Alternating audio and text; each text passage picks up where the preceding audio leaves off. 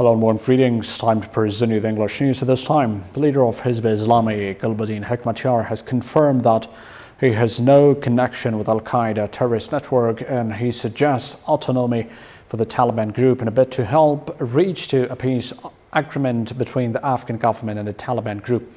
In an interview with New York Times, Hekmatyar has branded Osama as an individual committed to Islam.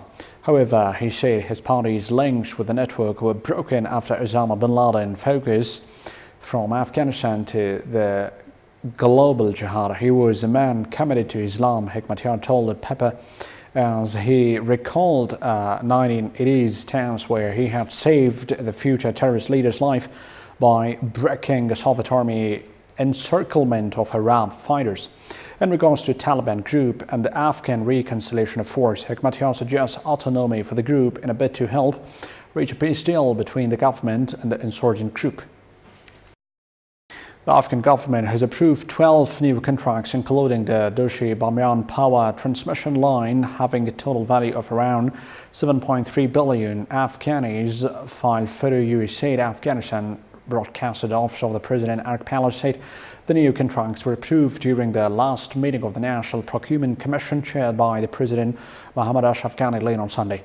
The contracts approved during the meeting include the construction of the power transmission line of 220 kV from the Doshi to Bamyan, where a substation will also be built. The National Procurement Commission also approved the contract for the construction of the electricity distribution network in Bamyan province.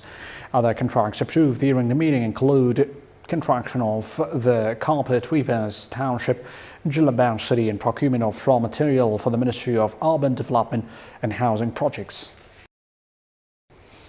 In Jozjan province, at least 22 militants were killed in a series of airstrikes conducted in southern Helmand and Uruzgan province of Afghanistan.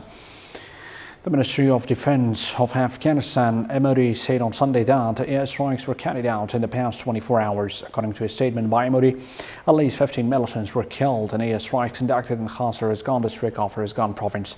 The statement further added that 16 militants were also wounded and 3 vehicles, 2 motorcycles and some weapons were destroyed during the same airstrikes. In the meantime, at least 7 militants were killed during the similar airstrike conducted in Nadali, Krishk and Karamsey district, MOD said. At least 6 militants were killed and 2 hideouts of militants along with the 2 vehicles were also destroyed during the airstrike combat.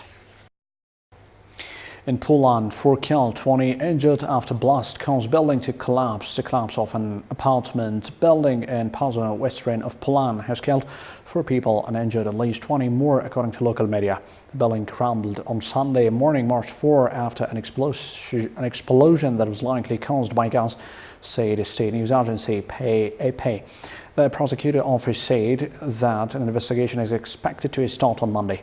Looking at the degree of destruction of the building, it was initially assumed that it could have been a gas explosion, but we do not have certainty yet.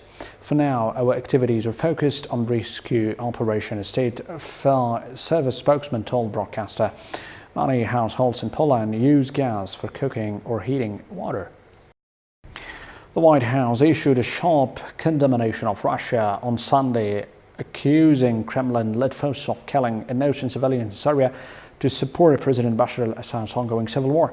After repeatedly delaying the passage of United Nations Security Council Resolution 2401, which demanded a 30-day cessation of hostilities across Syria, Russia has gone on to ignore its terms and to kill innocent civilians under the false auspice of counter-terrorism operations, the statement from White House Press Secretary Sarah Sanders said on Sunday.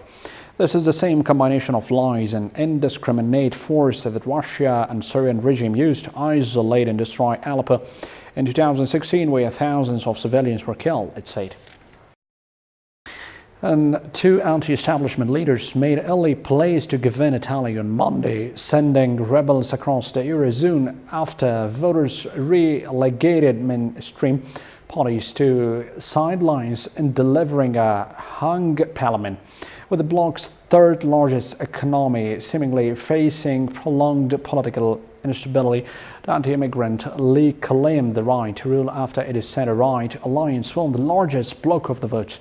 We live and we have the right and duty to govern, its leader Manita told the news conference, saying investors should have no fear of it taking office as shares, bonds and the euro weakened on prospects of Euro-spec-led administration promising to ramp up spending. That was a brief. Thank you for joining. Take care. Bye.